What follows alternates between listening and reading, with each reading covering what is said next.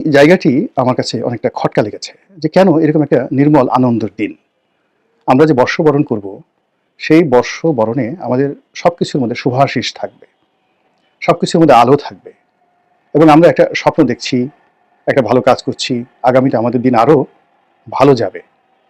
তো এরকম একটা স্বপ্ন নিয়ে আমরা মিটিং করব, মিছিল করব, গান করব, বাদ্য বাজাবো, শাড়ি পরবো, গহনা পরবো, আরও অনেক কিছু করব এবং সেভাবেই তো চলে আসছে। তো সেখানে কেন ঘৃণা ছড়িয়ে দেওয়া হবে?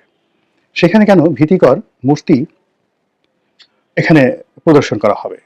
কেন এরকম একটি নির্মল অনুষ্ঠানের সঙ্গে রাজনীতির যে পঙ্কিলতা, কাদা, রাজনীতির যে দুর্গন্ধ, রাজনীতির যে পাপাচার এবং সেই পাপাচারের যে প্রতিমূর্তি, এটি কেন এখানে প্রদর্শিত হবে?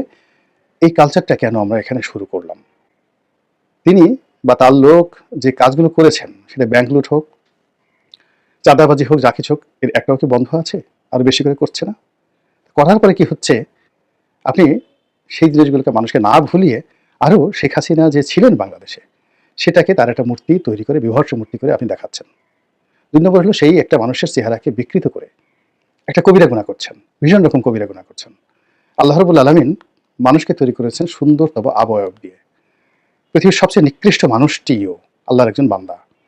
তো তার চেহারাটাকে আপনি একেবারে ইচ্ছামতো নিজের মতো বানিয়ে, নিজের মতো এখানে গালটা ফুলিয়ে দিলেন, ঠোঁটটা বলিয়ে দিলেন এবং আল্লাহর সৃষ্টিটিকে আপনি চ্যালেঞ্জে জানালেন যে আল্লাহ শেখ হাসিনাকে যেভাবে তৈরি করেছে, আসলে শেখ হাসিনার এইভাবে তৈরি হওয়া উচিত না।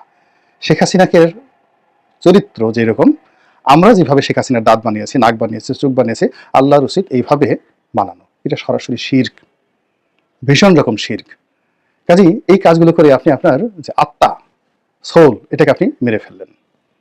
আর যে প্রজন্ম, নতুন যে প্রজন্ম যারা এই বিভৎস দৃশ্যটি দেখলো একটি ফুলের পরিবর্তে, একটি মোনালিসার পরিবর্তে, এটি গোয়ার্নিকার পরিবর্তে এরকম শেখ হাসিনার একটা বিভৎস মূর্তি দেখলো, তারা আগামী প্রজন্ম বিকৃত মন মানসিকতা নিয়ে, জিঘাংসা নিয়ে তারা বেড়ে উঠবে এবং সেই জিঘাংসা আপনি জীবিত থাকলে আপনার উপর চালাবে আর অথবা আপনার সন্তান সন্ততির উপর চালাবে। আর সবার শেষে যেটা হচ্ছে যে এই ধরনের যখন কোনো কিছু তৈরি করা হয়, তার মধ্যে মানুষ অনেক বিকল্প খোঁজে। যেমন নাসিরুদ্দিন হুজ্জার ঈদের জামাতে একটা ঘোড়ার পিঠে চড়িয়ে তার একটা ছবি আমরা দেখেছি, মূর্তি দেখেছি। এখন এই মূর্তির সঙ্গে বাংলাদেশের দুজন পরিচিত বিখ্যাত ব্যক্তি, তাদের চেহারার মিল খুঁজে মানুষ ট্রল করেছে এবং এখন পর্যন্ত সেই ট্রল করেছে এবং নানা রকম কথাবার্তা বলার চেষ্টা করেছে যে এইভাবে নাসিরুদ্দিন হুজ্জার নাম করে এই দুজন লোককে অপমান না করলেও হতো।